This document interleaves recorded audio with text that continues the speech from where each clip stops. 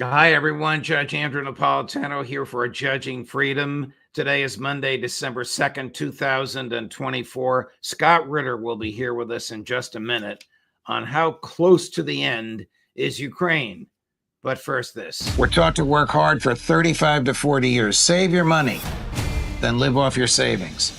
Unfortunately, there are too many threats undermining the value of our hard-earned dollars. The Fed's massive money printing machine is shrinking your dollar's value. Just the cost of groceries is absurd. Let me be brutally honest. I think the dollar is on its way to being extinct, not just here, but globally. The BRICS nations, led by Russia and China, threaten to remove the dollar as the world's reserve currency.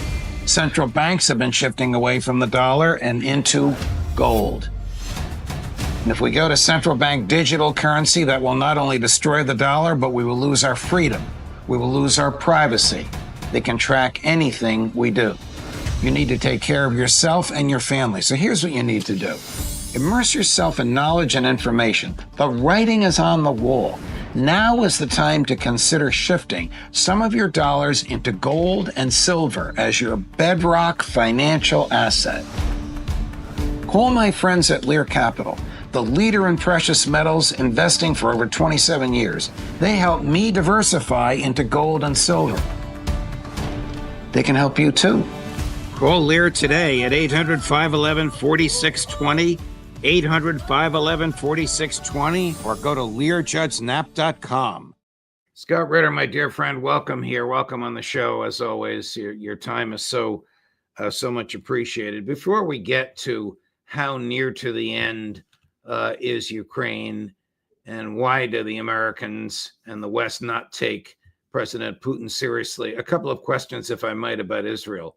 In your view, why did Prime Minister Netanyahu agree to a ceasefire with Hezbollah? Well, there's two reasons. One, the Israeli military was demanding it. It appears that the IDF was just exhausted over a year of fighting. Now they're engaged in a battle in southern Lebanon that they weren't winning. The Hezbollah was resisting fiercely. The Israelis were taking casualties. Morale was collapsing amongst even the most elite units, the Golani Brigade, the 7th Armored Brigade. And the Israeli military said, we're facing strategic defeat, hurting ourselves. We need a ceasefire in the most dangerous front, which is the front with Hezbollah. And so they got the United States to step in, and they also were taking advantage of the fact that Hezbollah itself, has suffered losses, serious losses, leadership losses, and also that I condemn Israel's actions in bombing Beirut wholeheartedly, but the fact of the matter is it worked by inflicting losses on the Lebanese population. They put pressure on the Lebanese government, of which Hezbollah is a part, a very important part, to bring an end to this conflict, to bring a ceasefire in play. And Hezbollah, because it's not just a resistance movement, but it's also a political party, and also knowing that it's been weakened by the fact that their very influential and charismatic leader, Hassan Nasrallah, was dead, Hezbollah couldn't afford to stand up to the will of Lebanon, which prior to the recent weeks was steadfastly behind Hezbollah and what Hezbollah was doing. But because of the losses and the fact that Lebanon is suffering economically, it suffers from internal political divisions, Hezbollah couldn't afford to undo decades of political success and position itself to be this major player in Lebanese politics and then ignore the will of the Lebanese people. So they took advantage of the fact that Hezbollah was also open to the idea of a ceasefire. But mainly this is because Israel needed this pause. They were not in a position to go on in this fight in southern Lebanon. A former Israeli defense minister who worked with Netanyahu over the weekend accused him of war crimes and accused the Israeli military of genocide. Are cracks starting to appear in the publicly united Israeli front? Yeah, this is important. This is Moshe Yaalon, former chief of staff and defense minister, but he also at one time was the head of Amman, Israeli and military intelligence, and that's when I knew him. I know him personally. Worked with him, briefed him many times. And this is a very serious man. He is not a dove either. He is hawkish on many of the issues that are out there, but he has taken a look at how Israel has responded to these challenges, and Israel has not been up to the task, especially the Israeli military. And when Moshe Yaalon says that Israel is committing war crimes, and he is a hawk, that means Israel has gone way overboard, beyond anything that could remotely be tolerated or excused as, well, this is just war. This means that there are serious breaks, because Moshe Yaalon was somebody who had worked with Benjamin Netanyahu in the past successfully. And so he's not somebody that has an axe to grind per se against Netanyahu. He is just a man of good moral character himself, who calls it as he sees it. And right now, this had to be very difficult for him, because, as I said, he is a hawk on many of these issues. He's not sympathetic, for instance, towards Hezbollah, Hamas, or Iran. But he recognizes the tactics employed by the Israeli military, the behavior of the Israeli military is more harmful to Israel than anything Hamas, Hezbollah, or Iran has done or will do. This is how Israel gets destroyed from within. And do you think others are likely to see the genocide the way former General Alon, former Defense Minister Alon, sees it? Yes, I think this is a growing, there's growing recognition on the part of it. First of all, the Israelis are compelled to look at what's going on right now.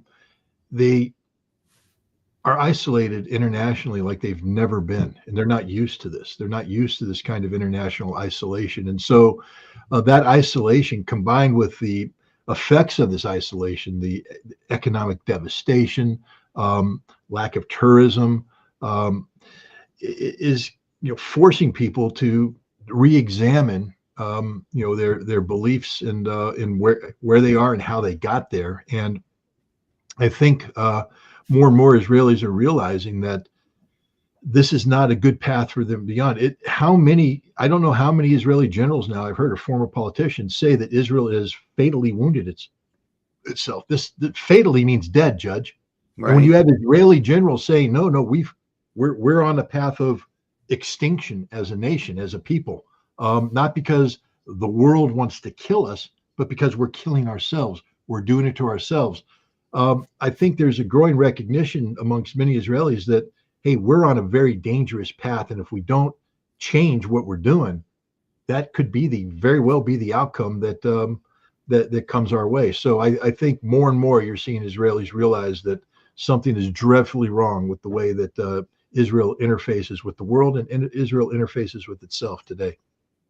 Just about an hour ago, President-elect Trump, I'm reading this now, it's from a Florida newspaper, issued a grave and loud warning to militants in the Middle East holding hostages, saying if they're not released by January 20th, 2025, they'll be held to pay. What the hell is he talking about?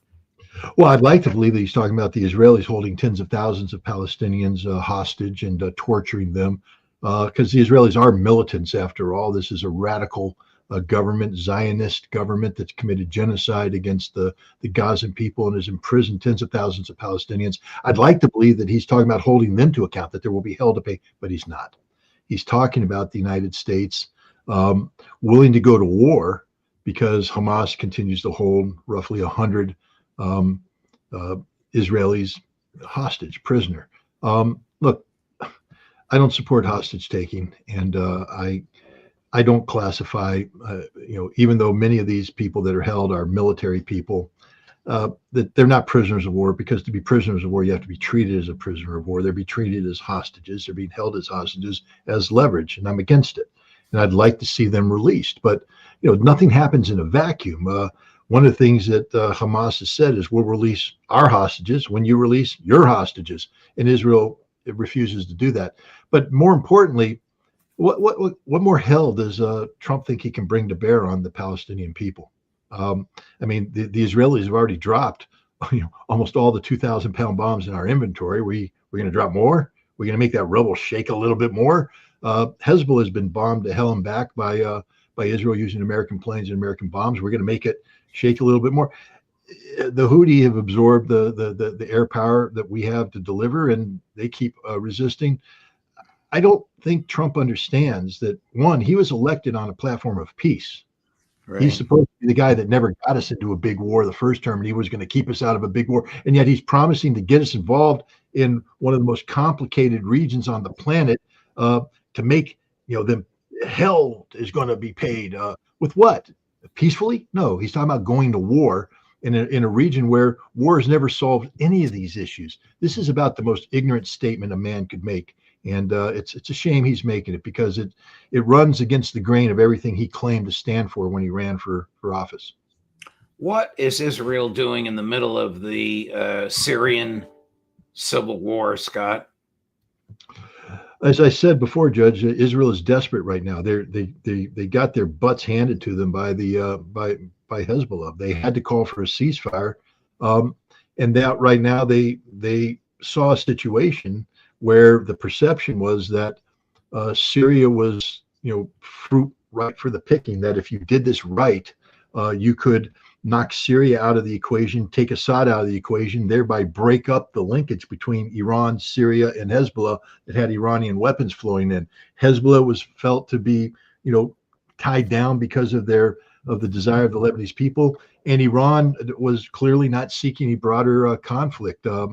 And so the feeling was that this action could play. And I think this is an important question, because what it says is everybody's talking about Turkey calling the shots. Israel called the shots. Turkey had an operation that was planned to take place in March. This was the Turkish plan. Israel said, no, we have to act now, because by March, there's a new president. He may come in and shake things up. All these pieces aren't going to play. We need to go now. And it was Israel that launched this. Remember, Israel was involved in the pagers going off amongst the Syrian military. They planned it. They executed the timing. They're clearly involved. Israel's been behind Turkish intelligence in almost everything they've done, what they've been doing in Azerbaijan, what they've been doing in Kurdistan, and what they've been doing in northern Syria. Israel is the hidden hand here. And Israel wanted this offensive. They were hoping that the offensive would be very successful. It appears it is stalled, which is why, in a moment when Israel asked for a ceasefire with Lebanon with Hezbollah because they're exhausted, suddenly this shows how desperate they are. They're talking about opening up a southern front against Syria to draw reinforcements away, because they can't afford to have this gambit fail. If this gambit fails, it's going to solidify the Hezbollah, Syria, Iranian axis backed by Russia. And they're never going to break it. So this is a big for Israel.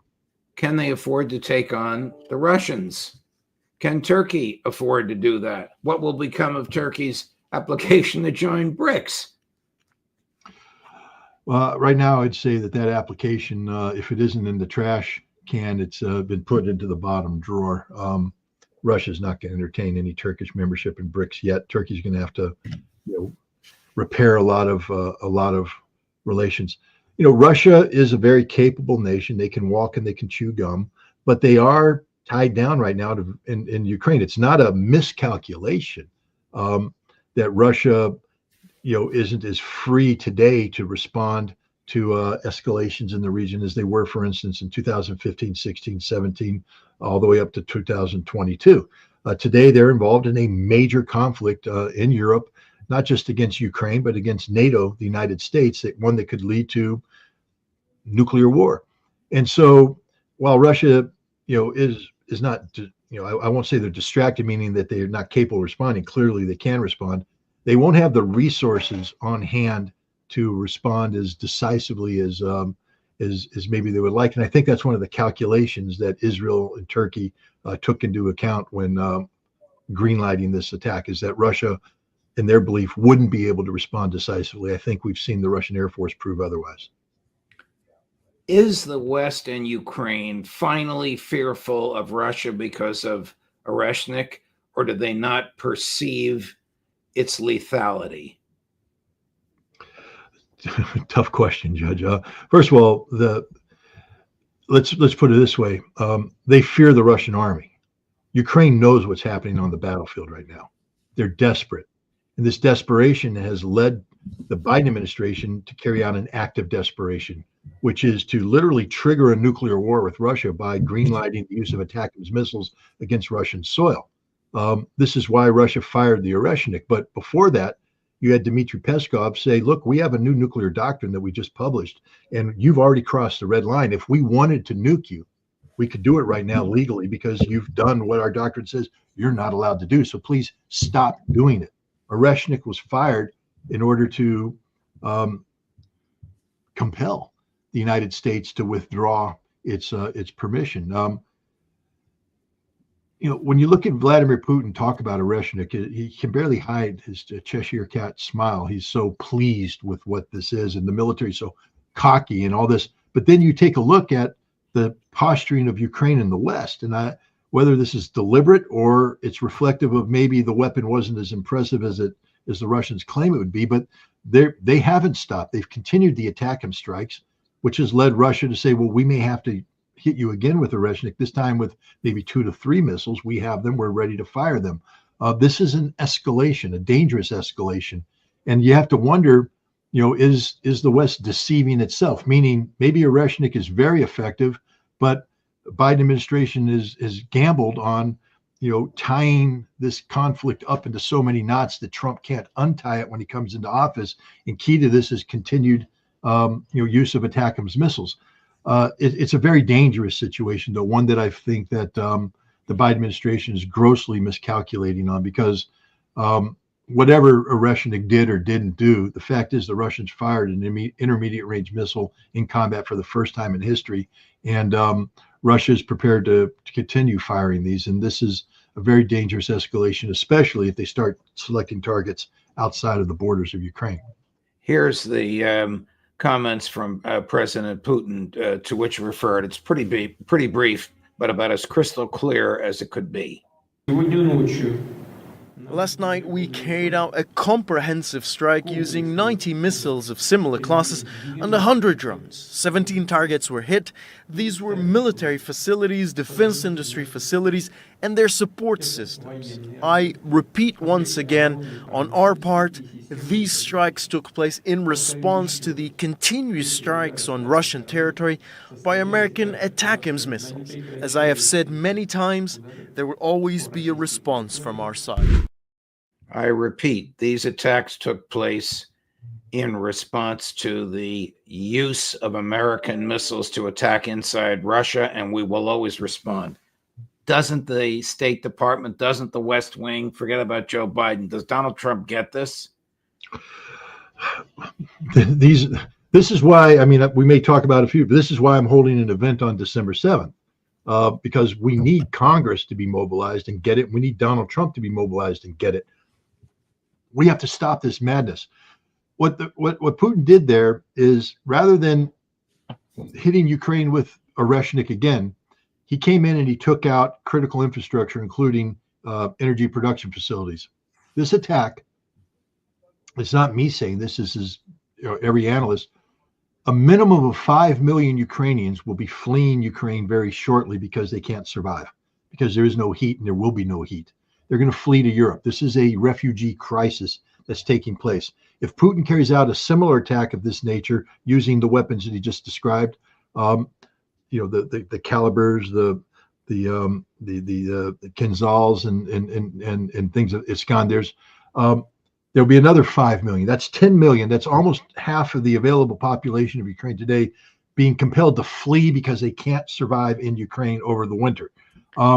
That's what this stupid gambit towards ATACMS has done.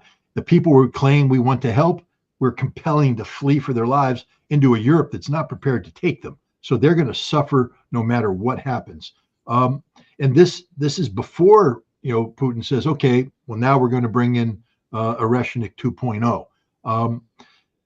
I don't think Biden is being advised wisely because and we've talked about this before, there is a lack of Russian area expertise in the White House, in the National Security Council, in the CIA, in the State Department. They don't have genuine Russian experts anymore. They have Putin whisperers, Putin haters, people who can just go Putin, Putin, Putin, Putin, everything. They don't understand Russia. Therefore, they're not in a position to understand, what motivates Russia and what, defines Russia and how Russia is going to behave.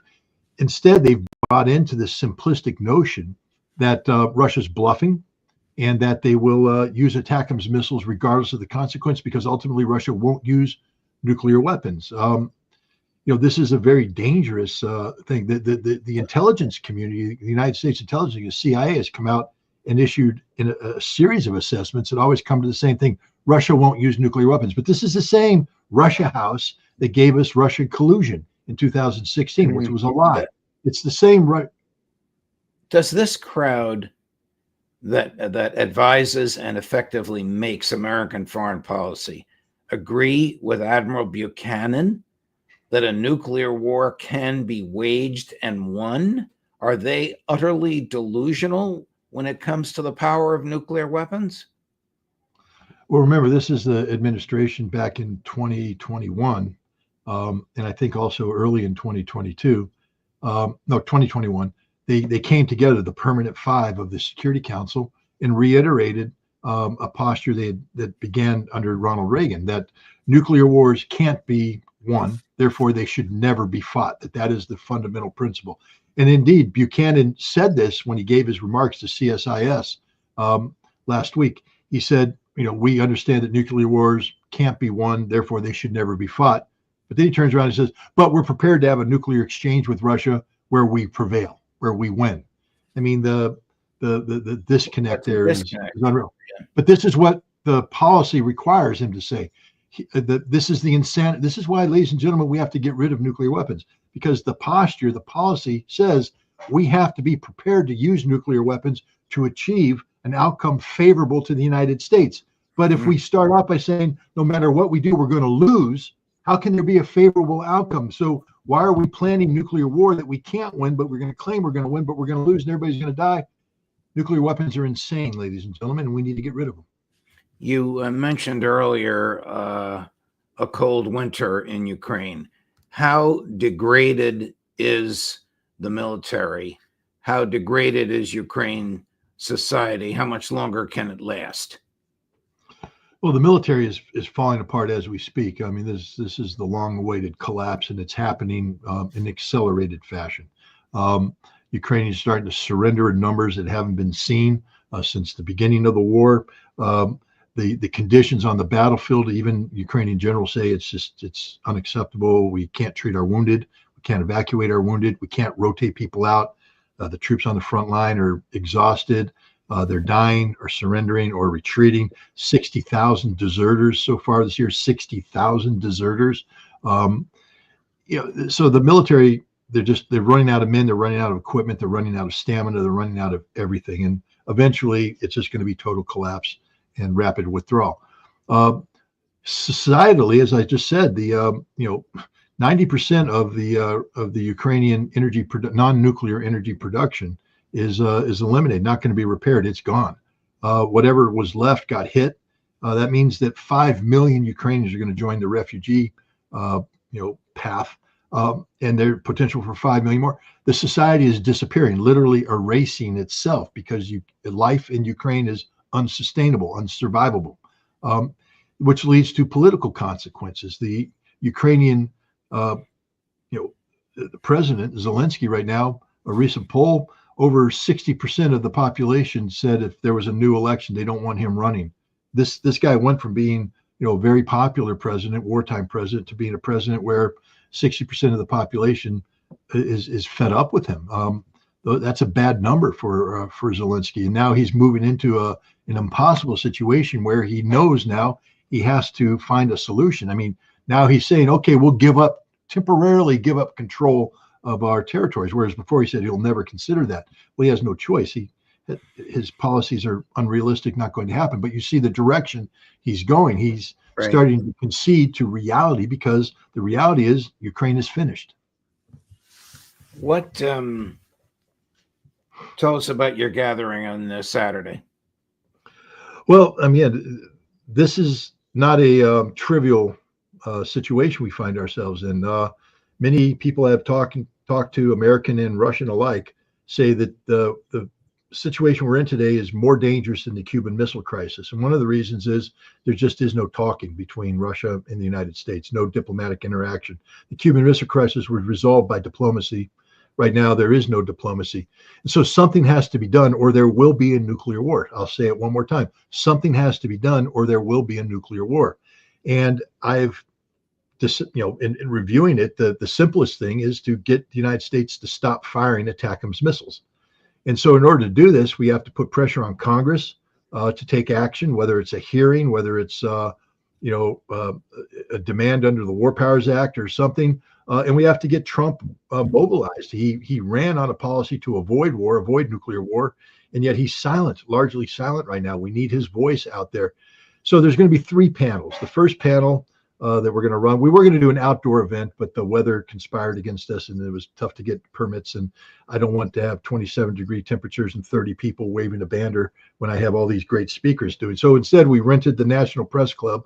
We'll have 3 panels. The first panel, Larry Wilkerson, Theodore Postal, Mel Goodman, CIA analyst, are going to talk about the dangers of nuclear war and just how real this threat is. The second panel will focus on how we put pressure on Congress. Leading up to this, I'll be going to Congress on the 5th to meet with members of the House Foreign Affairs Committee to talk about what can be done to get the Foreign Affairs Committee to put pressure on the Biden administration to stop the ATACMS attacks. And so we'll have a panel that will discuss the constitutionality of what Biden's doing and what Congress can do. And then the third panel is going to be focused on what the role that Trump should play.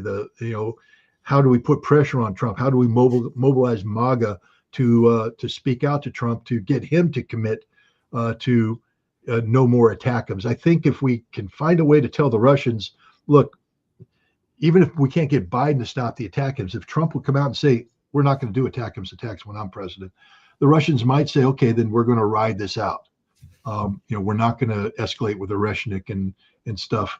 But if Trump remains silent, or worse, as what has happened, his national security advisor comes on TV and says, I've spoken with Jake Sullivan, and there's no distance between the Biden administration and us on what's going. Well, that tells the Russians then that what Biden's doing is going to continue on under Trump. And that means the Russians need to take action now rather than later. So that's what September 7th this hell to pay comment that he made just 2 hours ago reminds me of the comment made by Sebastian Gorka last week, for which he was roundly and soundly criticized, that if the Russians don't come to the negotiating table with us and with President Zelensky, the aid we've given Ukraine will look like peanuts compared to the aid we will give it next round. I don't know where these guys get these ideas from. They're as delusional as the people they're about to replace. And Keith Kellogg's even worse. He's a man who knows nothing about Russia, and yet he's throwing out irrational, fanciful notions of a freeze of the combat lines, including leaving Ukrainian troops in Kursk. What part of that will never happen does he not understand? Russia's not losing this war, and that's what Donald Trump needs to understand. He needs to have people who brief him that say Russia not only is winning this war, but has won this war. And there's nothing we can do short of a nuclear war that kills everybody to stop that outcome. So all you'll do is make matters worse by going down these ridiculous policies as outlined by Gorka, Waltz, and Kellogg. You actually need to bring somebody in who can talk sense to you about what needs to be done to stabilize relations with Russia. And a key aspect of that is arms control. Not once has Trump talked about arms control. Not once has Trump taken responsibility for getting out of the INF treaty that enabled Russia to build the Oreshnik missile at all. And there's a follow-on event on December 8th at Busboys and Poets. And I'm going to be doing a discussion and a book signing of my book, Disarmament: The Time of Perestroika. This is my memoir and history of the INF Treaty, of the Intermediate Nuclear Forces Treaty, of how we at one time succeeded in getting rid of these weapons. And I also postulate as a template of hope on what we could do in the future to resolve the situation we find ourselves in. And Larry Wilkerson will be moderating this and leading the discussion.